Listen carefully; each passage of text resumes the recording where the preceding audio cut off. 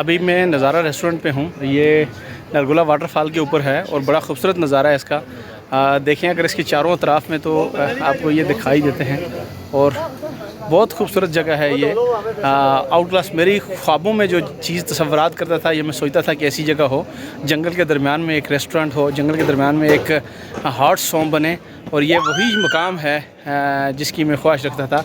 आज मैं आया हूँ, बहुत खूबसूरत है। आपको मैं ये दिखाऊँ कि सारा एरिया है यहाँ का।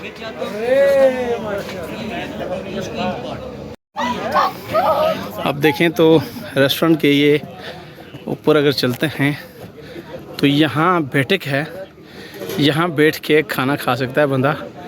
इससे आप अंदाज़ा कर सकते हैं।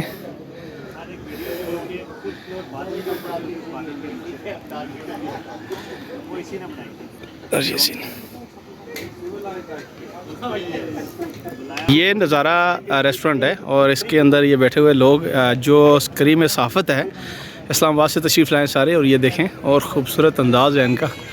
सब लोग यहाँ बैठे हैं, एंजॉय कर रहे हैं चाय पीने के। और ये हैं मैडम फ़ायज़ा, और इनके साथ ये रेस्टोरेंट देख लें। और ये देखें, ये यहाँ ऊपर बैठ के जो है ना, यहाँ रेस्टोरेंट पे खाना खा सकता है बंदा।